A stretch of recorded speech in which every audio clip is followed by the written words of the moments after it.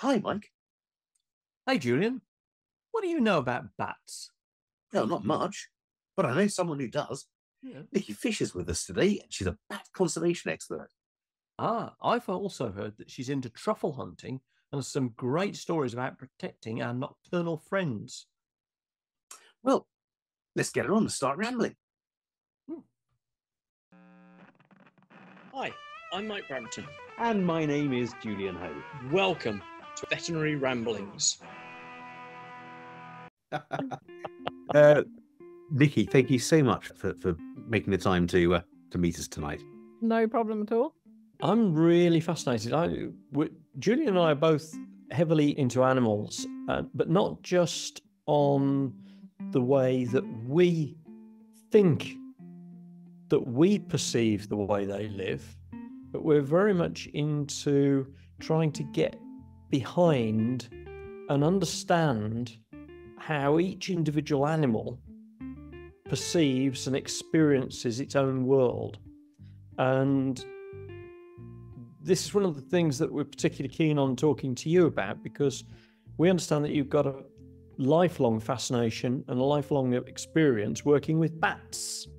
That's right. So bats, I find they're the most interesting animal to study because there's so many myths about them. And really, it's only the past 30 years or so that we really had the technology to start listening into their worlds with bat detectors, and the bat detectors are getting more and more sophisticated, and AI is used a lot now to interpret things that you record through some of the bat detectors that are put out. I do something called passive acoustic monitoring, where you place a bat detector in a woodland or in a location where you hope there's bats, and you leave it there and it records whatever bats fly nearby, and then you have to interpret that data, but it's done all through a sort of AI process. Obviously most people know that bats operate at ultrasonic frequencies, and naturally we can't detect the ultrasonic frequencies that they're emitting. So what does a bat detector actually do? So we can't hear the echolocation calls. So what it does is it lowers the pitch of the frequency so that our hearing can detect the sound. So you turn the bat detector on. I've got one here, and it has a range of numbers, and every different species of bat has a different echolocation call, a different number that it echolocates at, which makes it nice and easy to identify the species. So these range from 15 up to 130 kilohertz. And it just converts that sound, and then walking around with one of these, you can hear the bat. When you have it on, like 45 is for the common pipistrelle. 45, if you pick up the sound of a bat, then it's likely to be that bat. But you check with the habitat that you're in and various other things. But they just enable people to hear. So does that just apply a certain frequency to bring it down into our audible range? So at 45 megahertz there, did you say it was 45 megahertz? Yeah. Kilohertz. So kilohertz. Sorry. Yeah. So does that bring that down? The pipistrelle is the bass oboe of the orchestra, and a different species of bat will be the violin of the orchestra. Yeah, they'll be higher. Okay. There's a soprano pipistrelle, for instance, so that echolocates at 55 kilohertz. Okay. Is it actually called a soprano pipistrelle? Yeah, I've got them here. One of the roosts I've got in my wildlife garden that I've created here, I've got a roost of soprano pipistrelles. Oh, how amazing. Amazing. And so what got you into bats in the first place? I think I've been fascinated with all animals, and bats are particularly interesting because there's so much more to discover about them. I work doing outdoor learning, and the first cottage I bought in Wales, which was in Carmarthenshire, had a roost of 400 pipistrelles living in my roof, in my attic. Wow. And it was just wonderful. You sit outside on the patio in the garden and just watch them come out in this stream And then at dawn they return and they all fly back into this tiny little hole just under a roof tile, and then they're up there in the roof all the time. Absolutely incredible. I There remember. was that, and at the time I was working for the Forestry Commission. I was taking groups of schools out, doing outdoor learning, more about trees and other wildlife. And I just put myself on a week's course to understand their ecology, which was based down at Stackpole in Pembrokeshire, which is an amazing place. Yeah, They've got Stackpole. greater and lesser horseshoe bats there, and you could just see it. They're two of the rarest in the country. So that was incredible, doing my first sort of learning experience of bats, seeing so many greater and lesser horseshoes. I went to Malaysia for my honeymoon, and we went to Tua Talinga, which is a bat cave, and saw. I'm afraid I've no idea what breed they were. We saw lots of bat snakes as well. And outside a little hut of an evening, the fruit bats would come in. Of a morning, rather. The other bats would come in the evening. In the morning, the fruit bats would come in, and it was incredible. We were often sitting just 6 or 7 feet apart. Yeah, they're really not bothered by humans. No. If humans are just out trying to see them or hear them, it doesn't bother them at all. So you can get quite close. And with their amazing echolocation skills, one of the myths about them is that they're going to fly into you. And of course, their skills in echolocating are so amazing. They can fly really close to you, and at the last second they realize there's something there and something they want to avoid, and they fly out the way and carry on their journey, foraging all night. Yeah, absolutely amazing. Mike, I know it's bursting to ask more about the frequencies, because we were chatting just before. So you go out for a walk with your bat detector. That's right.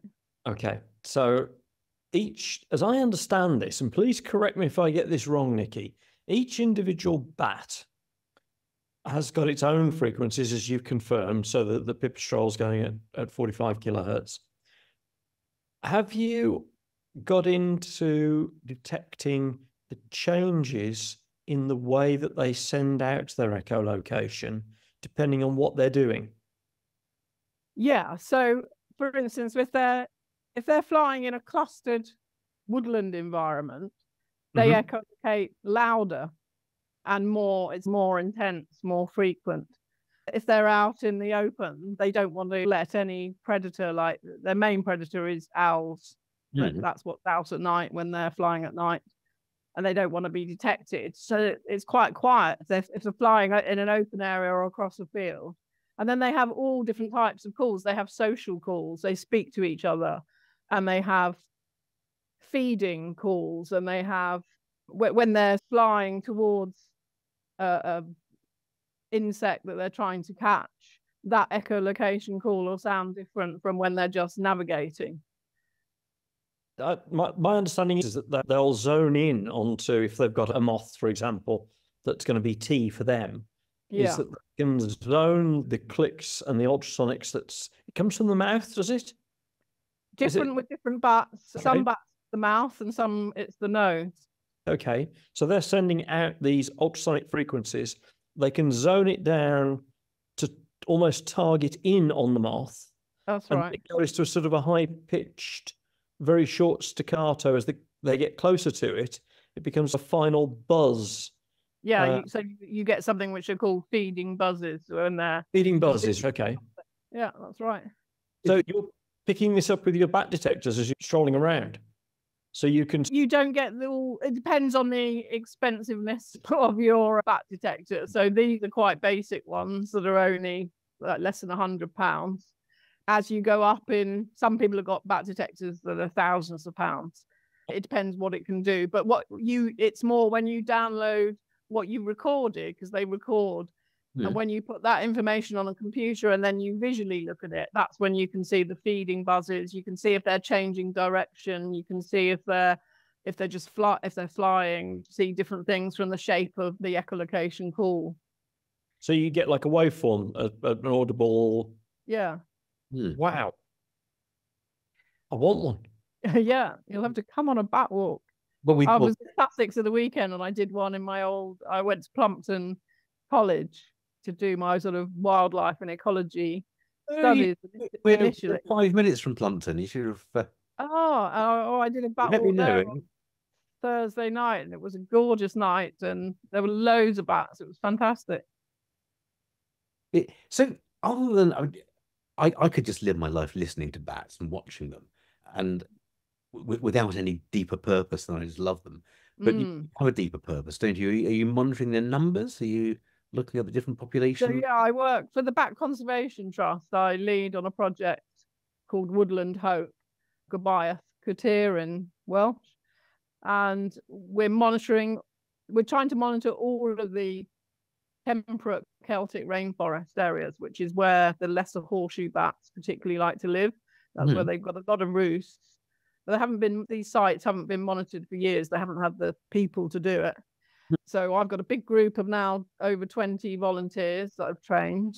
And we have the type of bat detectors I was talking about earlier, where you put them on the location where you want to find the bats. And we'll be putting 20 up at a time in each woodland, lead them up for 3 nights, and that will record all of the bats that are there, including hopefully the lesser horseshoe bats, and we can see what the population is like, whether, and we can then advise the woodland owners on the best way to manage the woodland for the bats.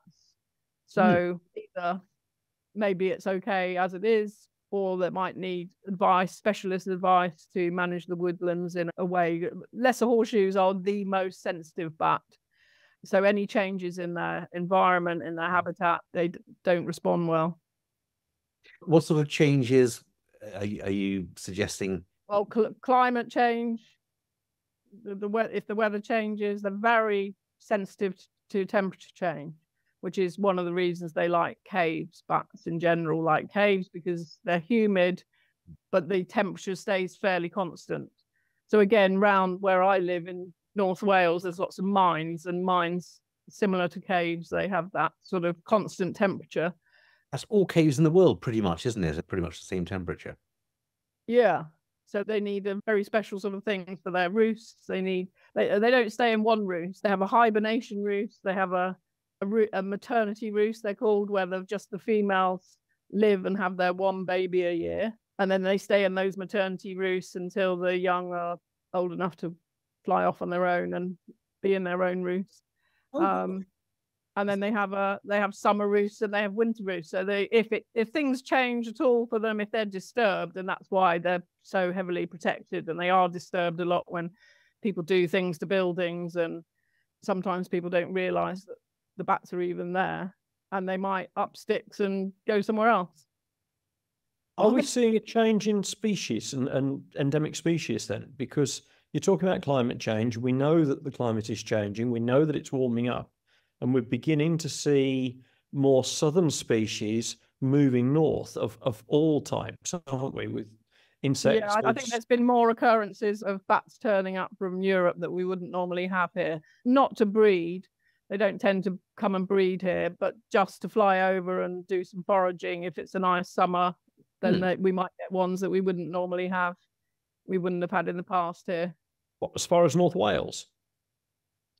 No, not necessarily here, but there's another pipistrelle, an Atheusius pipistrelle, and that doesn't live in the UK, and that does come to North Wales. That I'm involved in some trapping where you have mist traps, and there's a lake near here, a big lake, and we know that they migrate over that lake and come in that way.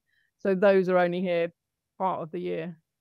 And is there a worry that they're going to be bringing foreign diseases over for the bats? I know that lissoviruses are very common. There's a lot of myths about bats and disease. You're very unlikely to come into contact with a bat. Sorry, I'm thinking of bats passing disease onto other bats. To other bats. Causing disease in our... It's possible. We're probably never going to be able to study them at that level to know when we mistrap them. We have very strict protective gear to make sure that we don't give anything to the bats. So we have to wear special types of masks and wear gloves and make sure that they don't catch anything from humans, which is possible. But mostly they don't You do get different species of bat in one roost together, but not necessarily very close together. Okay, so unlikely to. So there are some bats that in their roost huddle together for warmth. So if they were in their hibernation roost, some of them group together and they're very close up with each other. There are other bats that just hang singly and wouldn't be in physical contact with another bat. Right. And are you seeing? I know that there's been a lot of talk over the last few years about insect populations declining. The windscreen test, isn't there? When you to where you're getting as many moths on your windscreen as you used to. And are you seeing that as a factor in declining bat populations? Absolutely, yeah. What we try to encourage people to do is to plant. If everybody planted up a bit of a wildlife garden in their gardens and they plant the right type of plants that are going to attract the insects, then that helps the bats. So they need more and more insects. They're fantastic pest control creatures. That it's being used in places where there's farms in countries abroad where in the past they've used horrible sort of herbicides and pesticides.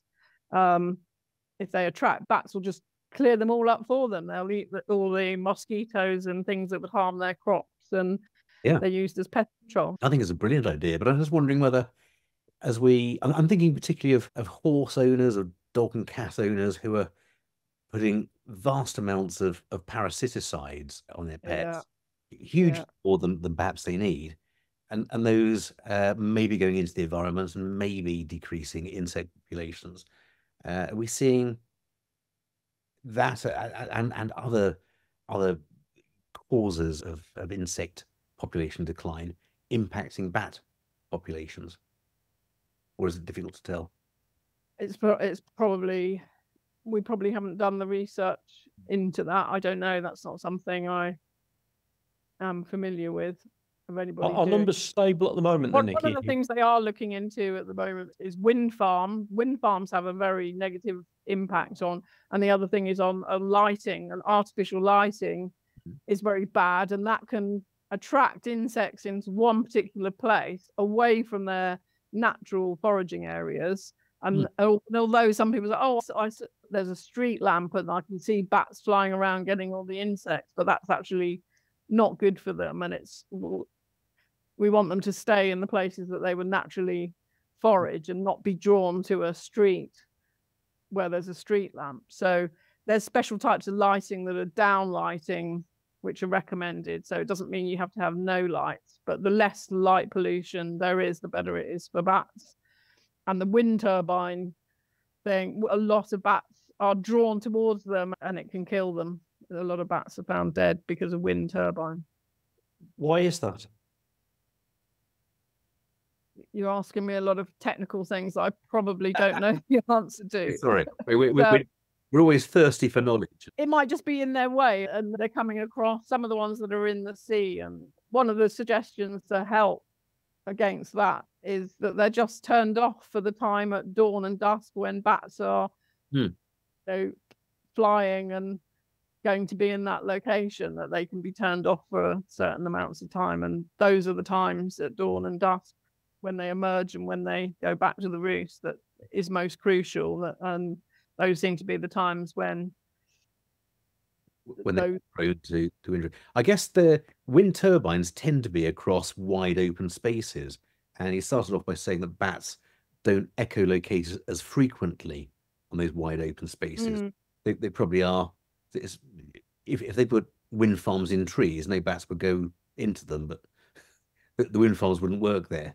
So it probably is it's an environment they're not used to. A huge, dirty, great big. It kills lots of birds as well. I've seen them. I've seen kingfishers and all sorts of wonderful birds just dead at the base of wind turbine. Yeah, I think the other thing with the bats that we potentially lose sight of here, because it's very easy for us to perceive these ultrasonic radar echolocators firing out this ultrasound from their noses or their mouths. But as you know, Julian, the depth of penetration of ultrasound varies according to the frequency. So a bat sending out a signal is not sending out a signal like a whale that will transmit over several miles. No. This is only over tens of meters at most. Yeah, yeah. So- The sound wave will dissipate very rapidly. Absolutely. And if there's nothing there, they won't get that echo location or that echo coming back to them from that particular object. Yeah, it's wind farms are a difficult one, aren't they? Because a lot of vultures fly into wind farms, and yet vultures have got some of the most acute sight available. And it's only recently been discovered that a vulture flying along, happily flying along on the thermals looking down, it's only the bottom part of their eyes that is acute. And they look straight ahead. They've got incredibly bad eyesight. So they just fly straight into them because they don't see them. They perceive just that bottom corner of their vision, which is looking down on the ground, which is where their prey are. So although they look as if they're paying attention, they can't actually see directly in front of them. But I'm intrigued by that. That affect wildlife, aren't there? And sometimes we're trying to do good by having wind farms and dealing with the energy situation, and then it has detrimental effects on some of the wildlife that's not even thought of in the beginning. I'm fascinated by something else that you said right at the start, and that is that bats are predated on by owls. Yeah. How does that work? The things bats have to do when they first emerge is get their speed up. So when they Right. first come out, they've been asleep all day, they're not as fast as once they've been out for an hour or so, they're up to their sort of full speed. So one of the Right. things they have to do, this is why some of the buildings where you've got farm buildings with certain species of bat, if they're a bat that live inside a building, it's important not just for them to have their place that they roost, but to have an open fronted other building. And this is where lots of them have been developed. Barns on farms that used to be just there and might have some hay stacked in or something. It was perfect for bats. So they have an area that they would come out of their roost, but they stay within the confines of the farm buildings, and they might go into another area until their speed is right up so that they can then escape from owls. So it's not so they need to fly around for half an hour or so. And lesser horseshoes are one that do that. One of the places where I regularly do a walk up here, they have lesser horseshoe bats in a boiler room, which is where their roost is and where they're in there all day. And then they come out of that boiler room, and then there's another room that isn't used, and it just has a hole in the door. And if you stand outside just as it's half an hour from dusk, you can see them flying within that extra space and flying around until their speed has got right up, and then they come out of the hole in the door, and then they go straight off into the woodland. So by then the owls aren't going to catch them. So usually if an owl catches them, it's one that's a bit poorly, a baby bat that's not so good at flying. They don't catch them a lot. Obviously we can tell from looking at owl pellets. And that's not, when I do owl, I do a bit of falconry, and I get people to handle the birds, and we look at the pellets to see what they've been eating. And occasionally you might get Just some of our listeners may not be au fait with all about what an pellet is. So do you want to just explain that? all birds of prey that eat meat, that eat other birds and animals, they can't digest all of that animal, and they need the meaty bit, but they don't need the bones and the fur. And so they have a system where they sick up a thing which is called a pellet, and it has all the bones of the animal that they've consumed, and it's wrapped in the fur or the feather. There's fur and feathers and bits that they don't, it's got no sort of nutritional value. And usually you can find them in a woodland where they perch and where they sit and eat, and there'll be a whole pile of them when it's a bird that's visited there a lot of the time. And me being the person I am, I go and find them and collect them and then dissect them Yeah, one of my And you favourite can see pastimes. exactly what they've been eating. You can find whole little skulls, and you can practically put a little mouse or shrew back together. You can find its hip bone and its skull, it's all its ribs and everything. I know one of my favourite Reminds me of my Uncle Herbert's settee on Saturday night when he came in for football. Same settee every night, same corner. Yeah. But you couldn't anyway. We're not. No, you just wouldn't go there.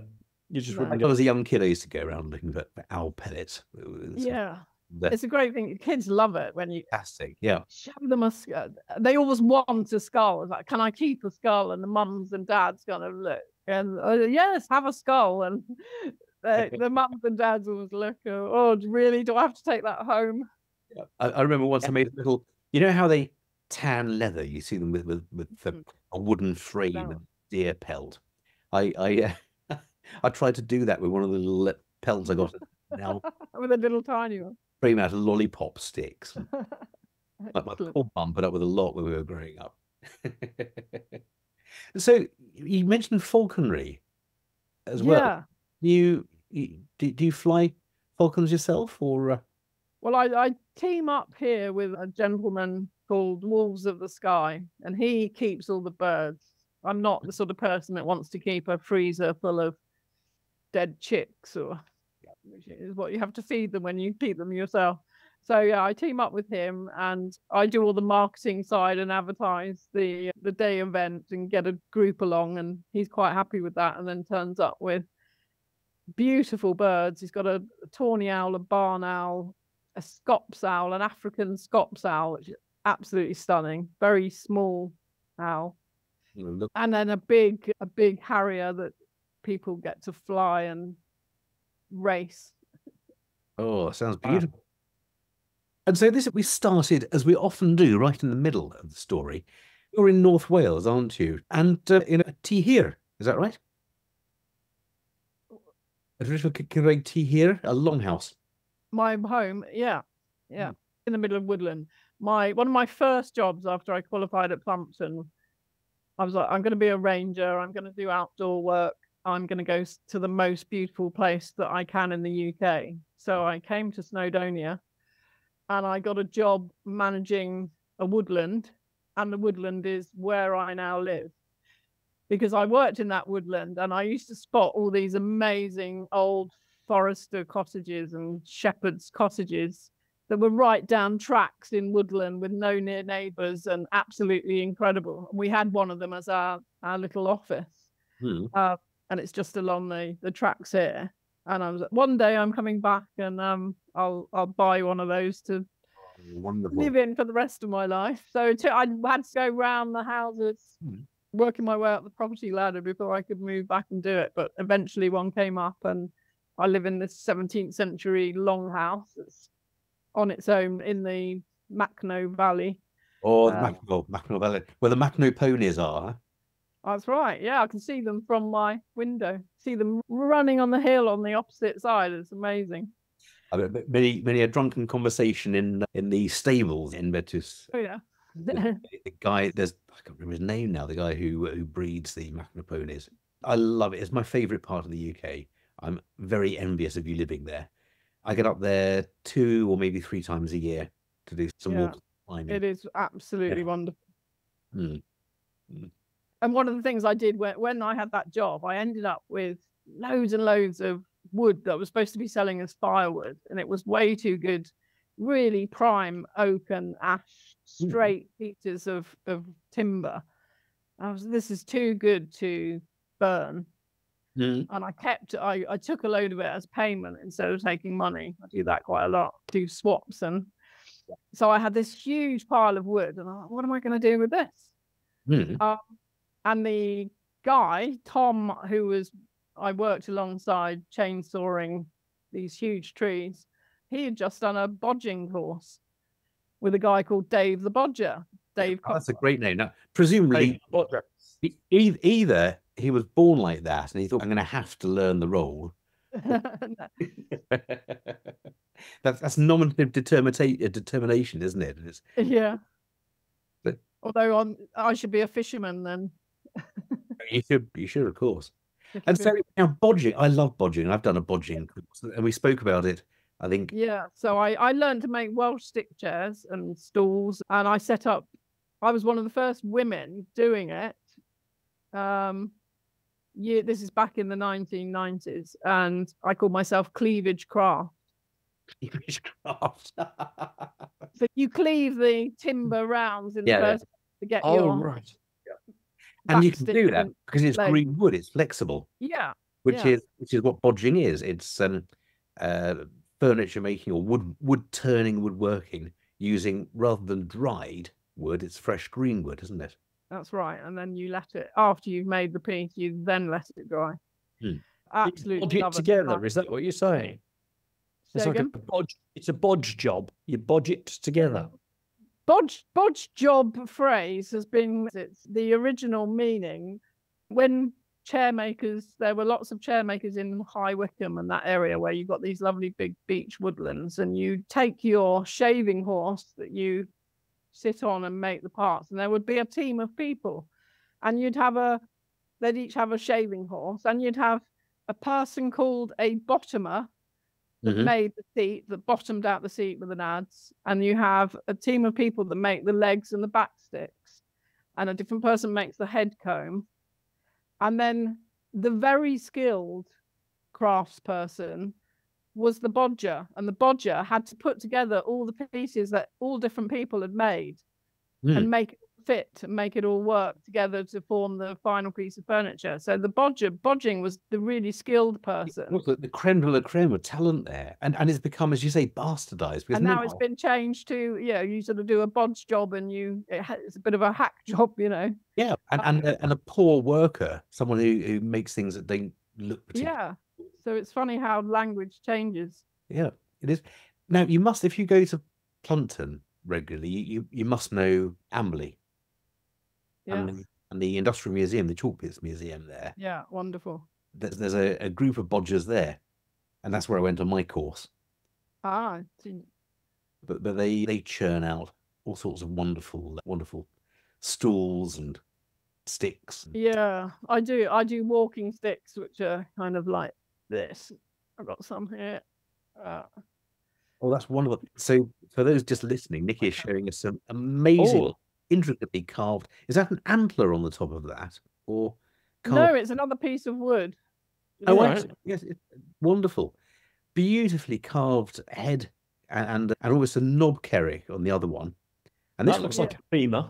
like a femoral head. Yeah, All different sorts of handles. On Well, the I love making walking sticks. There's sitting around an open fire outside and just having a knife and taking the bark off. It's so therapeutic. I love it.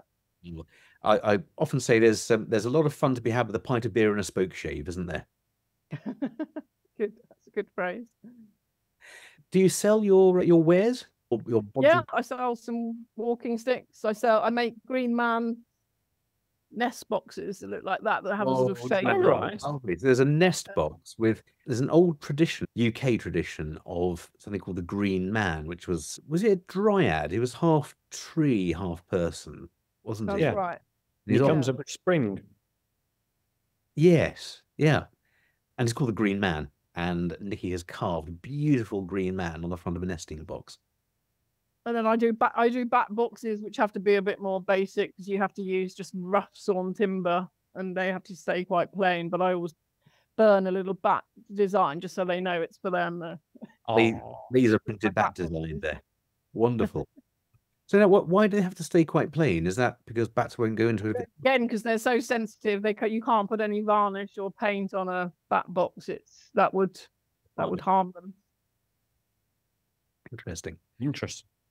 So, and you, if someone's wanting to attract bats, they're listening here and they're living presumably in the countryside or maybe even a leafy suburbia, how can they attract bats to their The neighbours? best thing I can do is put in a pond or some kind of water feature, even if it's a half barrel that you fill with water and put a couple of plants in, then that attracts the insects and that will then attract the bats. I'm mad on putting ponds in. I've lived in a lot of properties and the first thing I always do is make a wildlife pond We moved into our house a couple of years ago, and even before we moved in, we had to have some work done because it was a bit of a tumble down place. And I said to the workman one evening, can I use your digger over the weekend? He said, oh, going to build a pond, are you? I said, oh, I am actually, yeah. He said, oh, everyone does. He came in on the Monday and I dug my pond, and it's 8 meters by 4 meters by 3 meters deep. And he said, holy crap. They normally have something about the size of a bathtub and look stupidly proud of themselves. But yeah, I did the same here because when I started this garden, this forest garden and wildlife garden I'm creating here, there was nothing here but grass. And when you dig into the soil, it's just you hit rock quite quickly. So the idea of digging a pond was going to be quite tough. And I hadn't been here long, and one of those little diggers drove by, putting up some nearby telegraph poles, took the guy some beers and said, can you come over here when you've finished, if you've got time? And he came over and I've got a stone wall surrounding the property, and he just lent it. He really enjoyed showing his skills, because I said, about a meter or so down there is a pipe there, so you've got to avoid the pipe. And he used this digger and so carefully did it. And again, like yours, mine's about 7-8 meters by 5 meters. And made this massive hole, which would have taken me years to dig with a spade. So I was very grateful, and I very quickly got a really good. There were already newts here, and they were straight in. And the same day the water went in, I had pond skaters on the top. So a pond or a water feature is the best thing you can do. Right. And then it's the plants, the wildflowers, the plants, which will attract the insects that are flying at night, the moths and things like that. So honeysuckle and night-scented stocks, and there's a long list of plants that, if you go to the BCT website, you can find the list. Anything that smells sweetly and nice at night will attract moths and insects that will help bats. So you really good. And then put bat boxes up. That's the other thing. And whether you were saying about for people living in the countryside, but even people living anywhere, people living in towns, if you go to any town and just walk along at night with a bat detector, there'll be bats there. Really? So you mentioned there that that's the Bat Conservation Trust website? Yes. So what is that? bct.com, bct.co.uk? .org.uk. So Bravo Charlie Tango, bct.org.uk. That's right. Okay, and that's got a lot of information there on how to attract and look out for bats and loads of information. They've got bat box plans if you want to build your own bat box. There'll be the list of the plants and the list of all the things to make a nice sort of a good wildlife garden that will help bats and help other wildlife. I've got a slide here. It's also got a national bat helpline. And a few years back, I was actually on one of the bat rescue teams in my area. So anyone who had an injured bat would bring it to me, and I was licensed to treat it. As a result of which, I had to have a Lissa virus, rabies vaccination, because there is a risk, I believe, I don't know whether it is just theoretical, bats carry Lissa virus. Do you have a rabies vaccine? I don't, because I don't have any need to handle them like that. But yeah, bat carers have to have the rabies vaccine. Yeah, even though, there aren't any known cases of anybody being bitten and getting rabies from bats, but it's just any mammal essentially could have carrying the virus. So it's more precautionary. Sure. What else lives in this wood? I picture you here in mountainous Snowdonia. Yeah. With some valleys and some wild woodlands and the odd little cottage and abandoned quarries. And you live in one of these abandoned cottages, but it's no longer abandoned, in a woodland. What else do you find in this woodland apart from bats?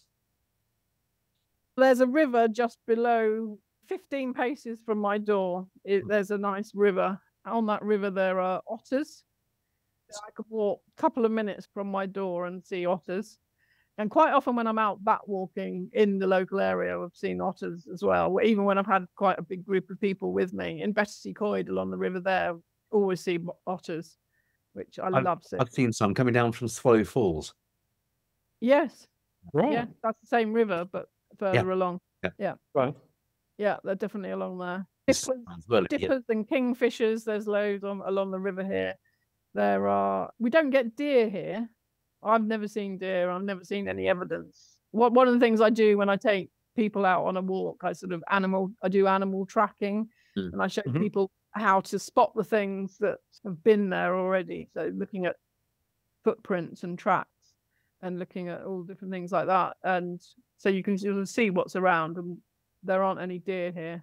No, I've never seen any deer when I've been there. No. A couple of bison on the way back. Bobcats you get. But bobcats? Polecats. Polecats. Polecat. Yeah. Right.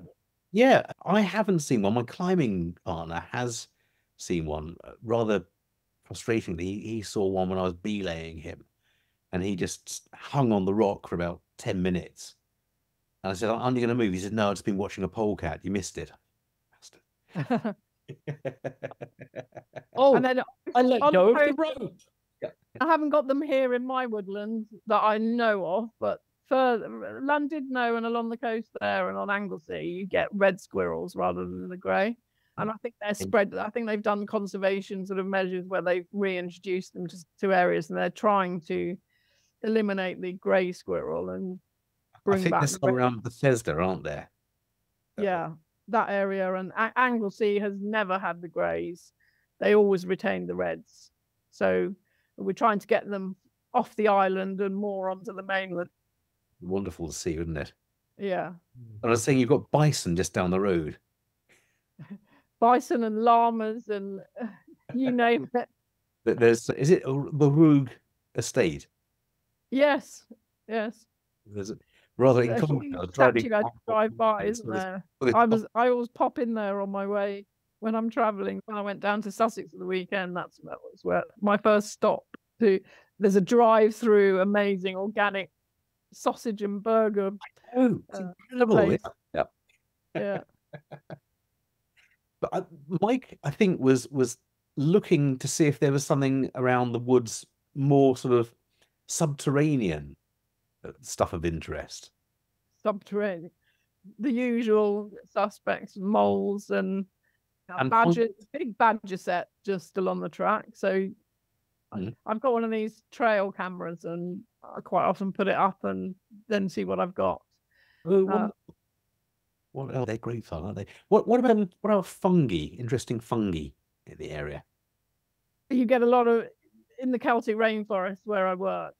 They're absolutely packed full of the most amazing fungi and pyraphytes, ferns. They're incredible. They're just dripping with light. Every single tree is not just a tree; it's dripping with the lichens, dripping with ferns and mosses all over them, and they're incredible.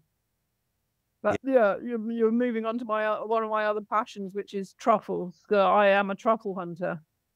Now, I love truffles. I'm as Yeah. listeners to this podcast will know, I love fungi generally. I'm a rather an amateur mycologist, but He's a fun guy. fungi to be with, I recognise a lot of edible and inedible fungi. Truffles are my absolute favourite, but I've never found one in the wild. Oh, you're in the perfect location down there for them. Well, Absolutely. Do you want to come down with your dog and show me how to find them then? Absolutely. Yeah. Yeah. He lives in a truffle mine and he hasn't found them yet. Like bats, truffles are very elusive, and there's lots of myths about them. I'm going to do this this is the topic of my CPD talk. Maybe I should save it for that. Well, do you want to do your CPD now? Why not?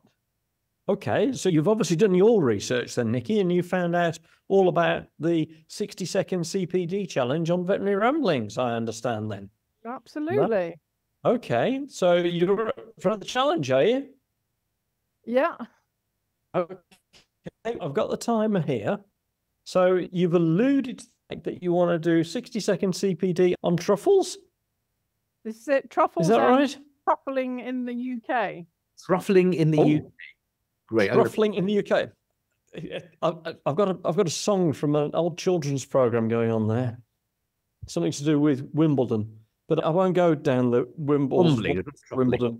Truffling or wombling. Okay, so again, Nicky Fish, 60-second CPD on truffling in the UK. Your time starts now. My name's Nicky Fish, and I am a truffle hunter. And I'm a truffle hunter in the UK.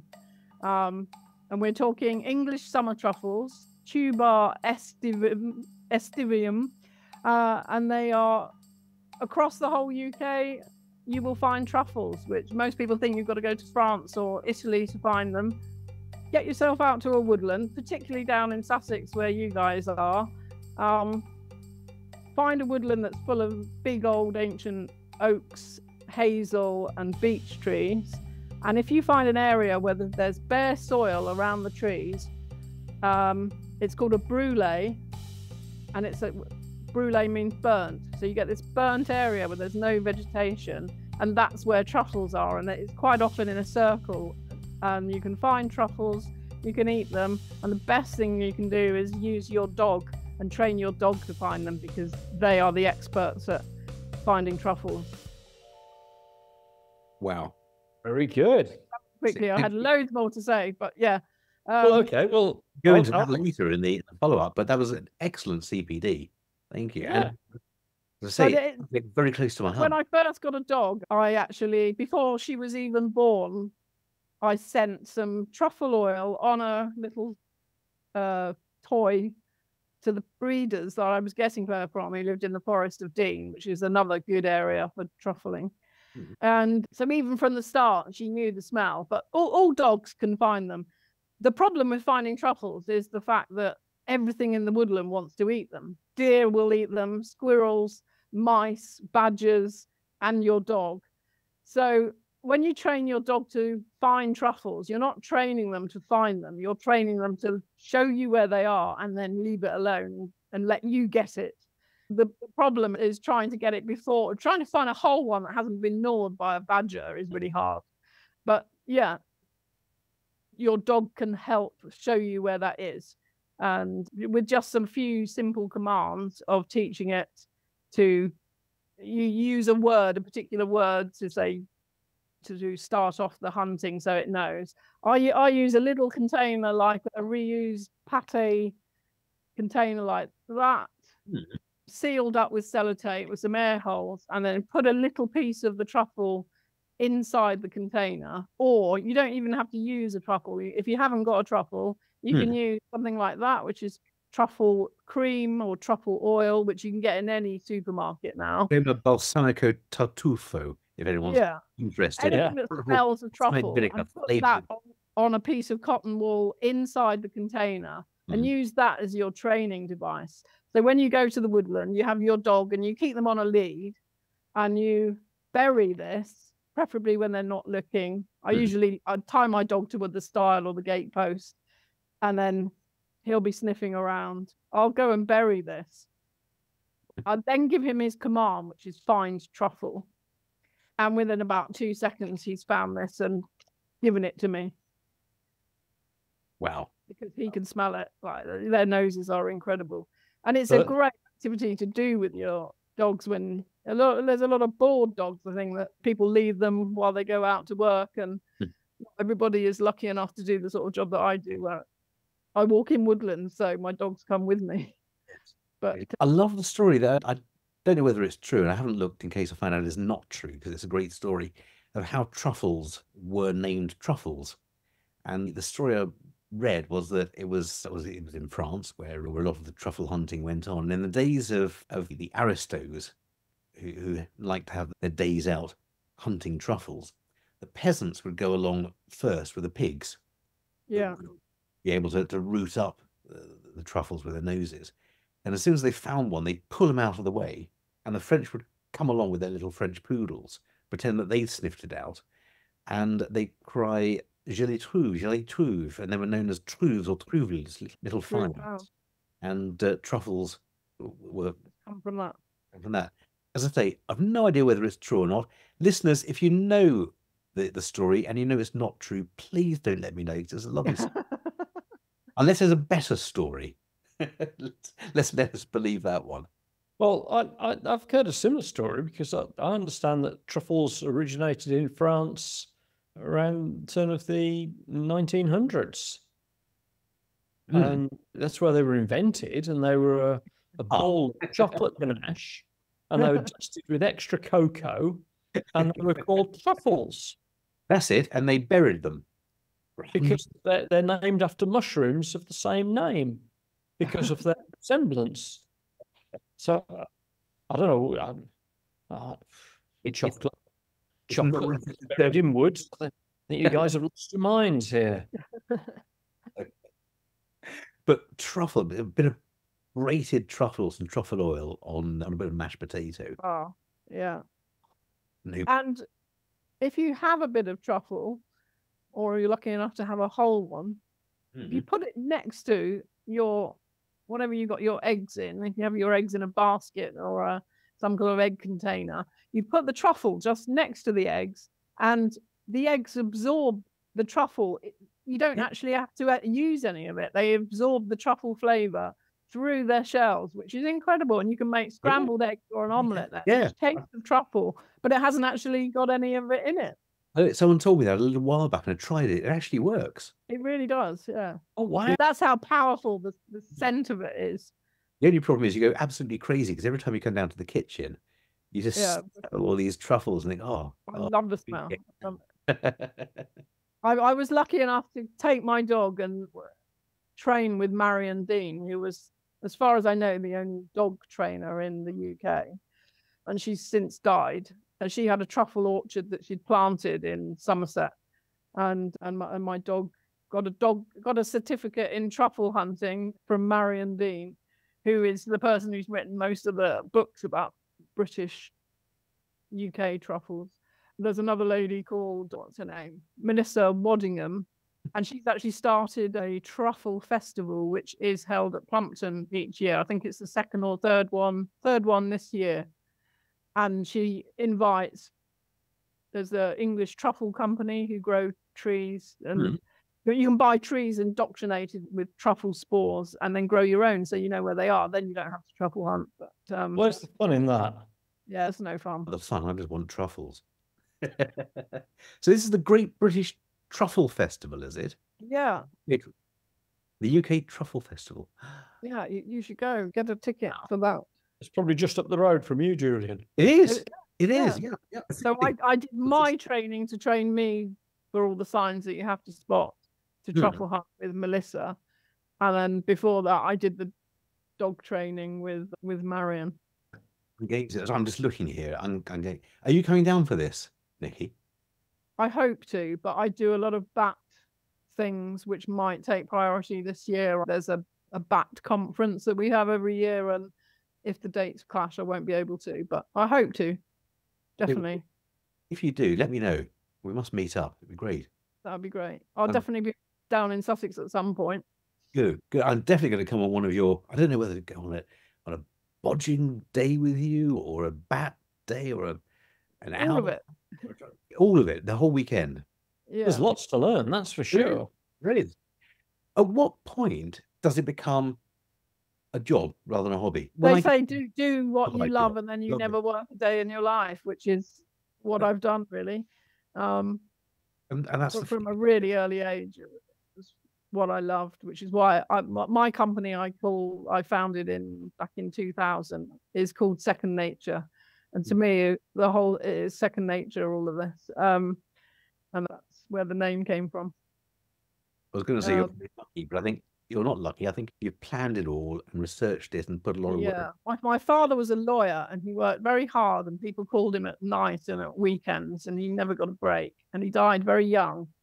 I'm only a couple of years off from the point where he died. He hadn't even retired, and he was always stressed, always overworked, always still working when we went on family holidays.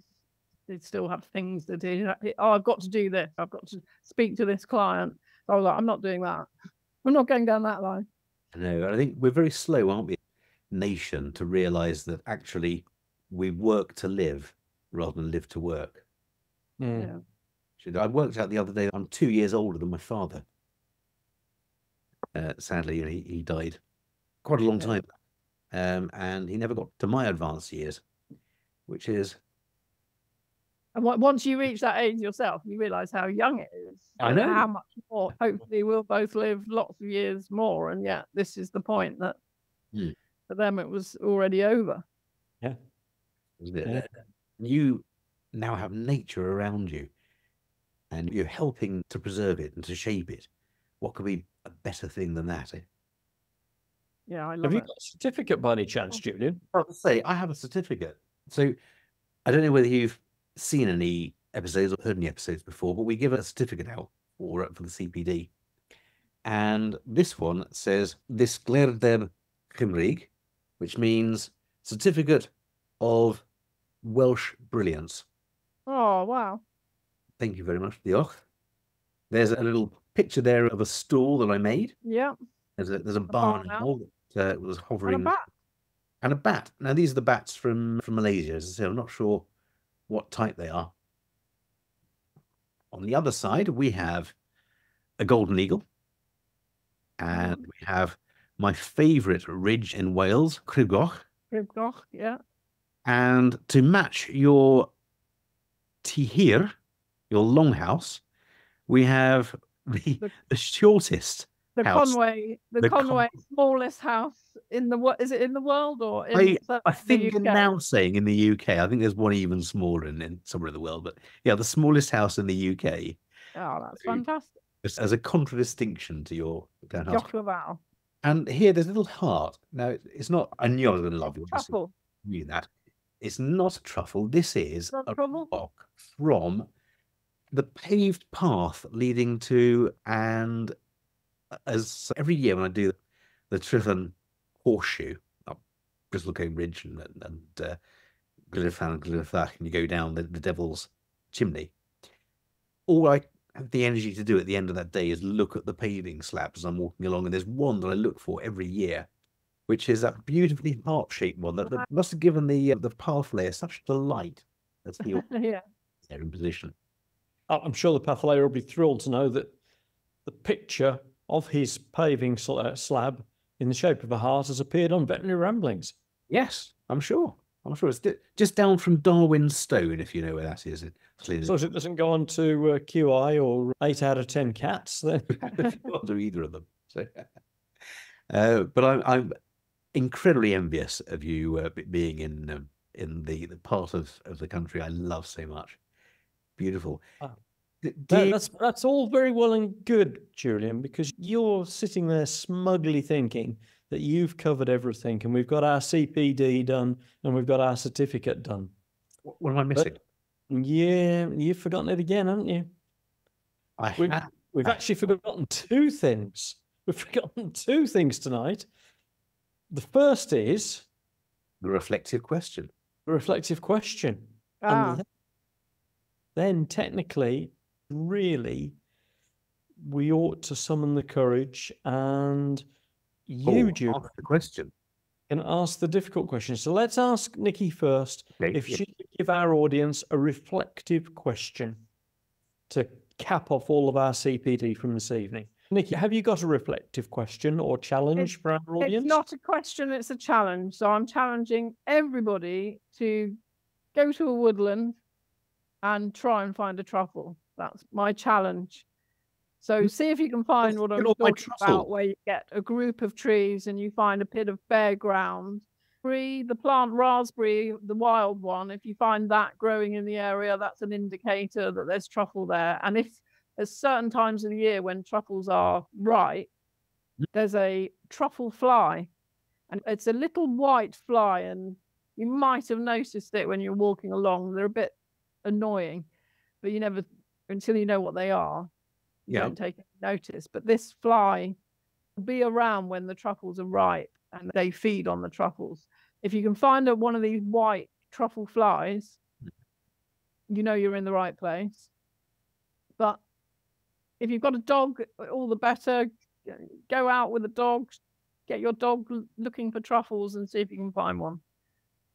And remember, Okay. if you find any truffles, send them to me and I can Send them positively to Nicky identify them Fish. for you. I'll take a small proportion of this and just send the rest back.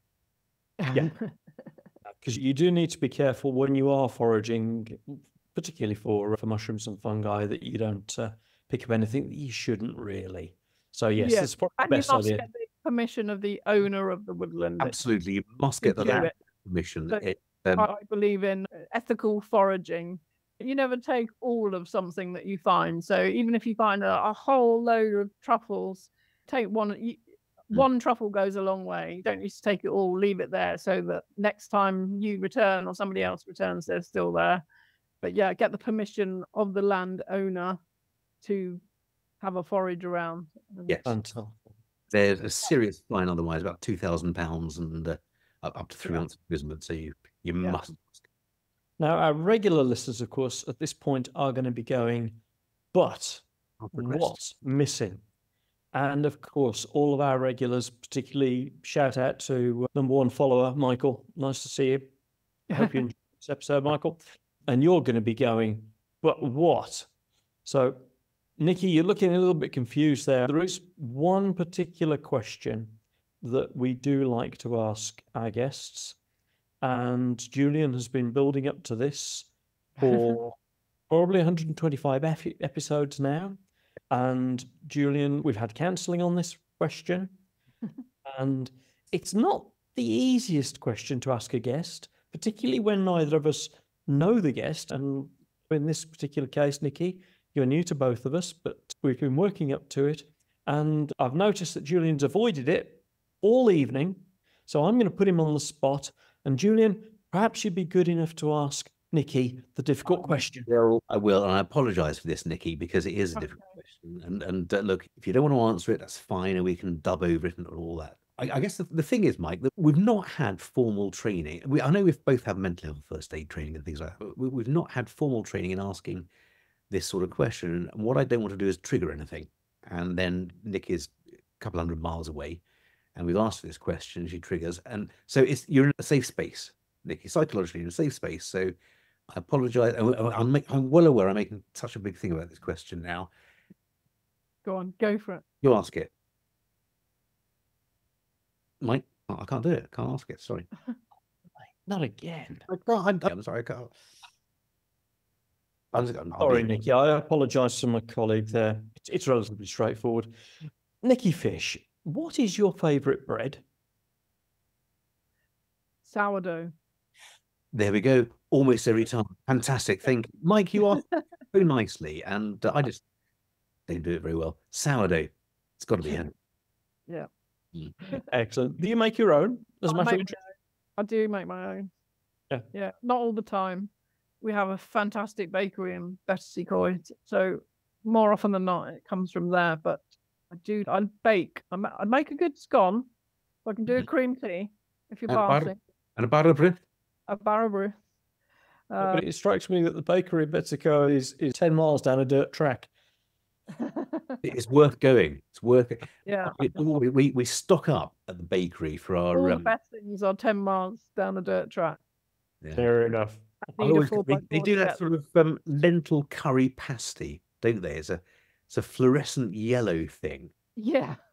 And it's delicious. I always have one of those. Made the mistake once of having two. All the food places around here cater for the fact that everybody every day has walked up Snowdon. Huge portions, like really fattening food. And Are you allowed to call it Snowdon? No. you're not. No, you have to call it Urwithba. Urwithba. Yeah, and Erri is Erri is Snowdonia. Yeah. Yeah. There are plenty of other. Don't crowd Snowdonia. There are plenty. No. There's Mole Shabot. Don't even, if you're not a mountaineer, don't go climbing mountains because the mountain rescue will have to come out and rescue you. There's so many amazing river walks and woodland walks. Go to one of the Celtic rainforests. They're incredible. There's waterfalls and there's lakes. Oh, they're Don't all have to beautiful. come here and go up mountains. Go to Beth Gellet. Yeah, Beth Gellet's beautiful. Hear the story And of got lots of goats just Oh, yeah. roaming wild. it's all Brilliant. go to Wales. Go and visit Wales. Eat their truffles. Don't have mine in Sussex.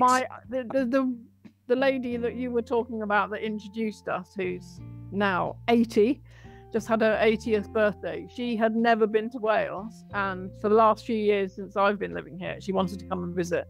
So she came a couple of weeks ago, and she was amazed at the countryside. She thought she was going to come and see where I live, and it would be a one-time thing, but she fell in love with it, and she said, I'm definitely coming back. She said before now, kind of North Devon, Somerset was her favourite area of the UK. And she, after coming to Snowdonia, it's now here. She said it's absolutely incredible. Yeah, there's nothing really to beat it. No, I would agree with that. That's amazing. That's brilliant. Nicky, can I say thank you very much indeed? No, pleasure. For sharing one of our, I think, mutually favourite areas of the UK and sharing an insight into that. And for our regular listeners on veterinaryramblings.com or viewers, don't forget to click like, share, tell your friends, and please, please, please do subscribe, because it really does make a difference. And if you've got any comments or any questions that you'd like to forward on to any of our guests, Nicky in particular, drop us a line and we'll get those questions answered for you. Nicky, thank you so much for sharing your insights into a fabulous corner of the UK. It's been an absolute pleasure to have you on this evening, and may your dog go with you. Your dog go with you. Oh, it's wonderful. Thank you, Julian and Mike. It's been an absolute pleasure talking to both of you, and thank you for having me on the show. You're very welcome. And cut. So how was that, Nicky? Have you enjoyed yourself? I really have. Yeah, it's been lovely chatting to you. And good. It's been brilliant. Thanks both for your time. You're very welcome. Thank you for joining us tonight, Nicky. Thank you. Bye. Bye-bye.